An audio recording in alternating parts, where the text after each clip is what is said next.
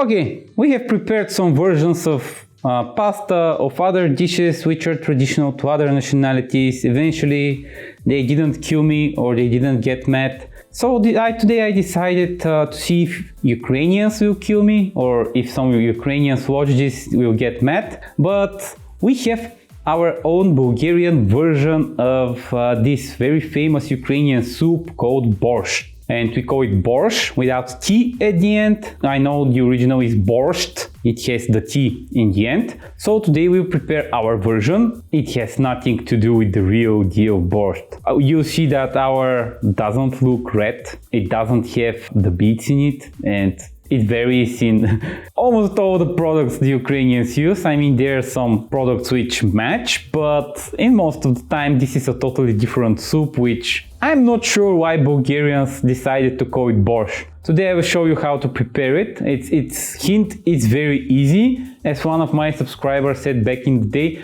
are all Slav soups putting everything into a pot and boil it? Not all soups are like that, but this one is like that. And our main hero will be the cabbage. We love our cabbage here. Now let's see how to prepare this borscht, which in the same time is not borscht.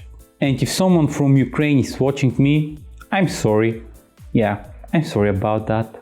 Okay, Ukrainians, please don't kill me for this version of borscht, but this is how we prepared it and how my babushka prepared it. This is how I will show it to you. So we need 4 to 5 potatoes, 1 jar of green beans. You can use frozen green beans if you want. You need 2 carrots, 1 huge onion. We'll need half a cabbage. Instead of the beets, we add cabbage, yes. Some frozen peas, not black-eyed peas, frozen green peas. I have some bullion cubes and some dried vegetables, which include celery, red peppers, carrots, and I think that's it. And you need some salt. First of all, we need to peel our potatoes. I have some very huge potatoes, which makes my job easier. After we peel the potatoes, it's time to peel the carrots.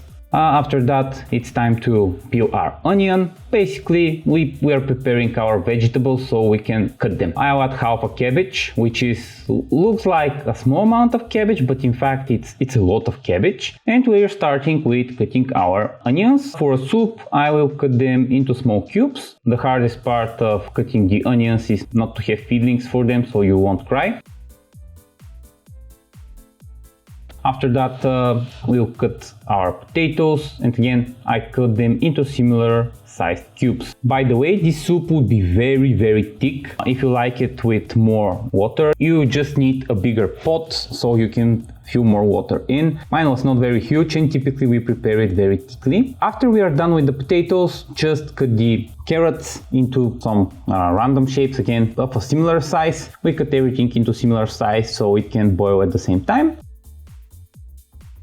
I add 200 grams of my frozen peas and I add the whole jar of the green beans, which is around 300 grams of green beans. And by the way, it's quite tasty like that. Not just eating it, I very much enjoy it. After that, we put our bouillon. It's a vegetable cube bouillon and some of the dried vegetables, just for adding some additional vegetable taste. We add salt, like not a lot of salt. After that we can add additional salt, and I cover all of these vegetables with hot water, like cover them all. We need to boil them for some time so they can get soft. Just add the lid and boil them for some time.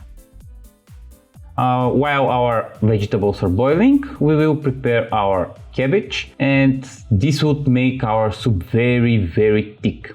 We have not forgotten the cabbage, so now we cut it. I just cut it into some strips, but they would be quite huge in our soup, so we'll cut them in half and we'll add them to our soup. That's basically it. I mean, this soup is very easy. You just boil a lot of vegetables in a pot, add some flavor to them, whatever you enjoy. You can add some dried parsley or fresh parsley in the end. And yeah, I know it doesn't look quite appetizing and quite nice, but this is how we prepared it back in the day, and this soup is very tasty and it's quite filling, and I'm not sure of the reason why we call it borscht.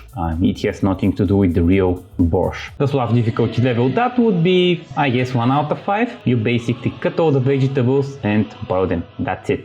I hope you enjoyed this version of borscht.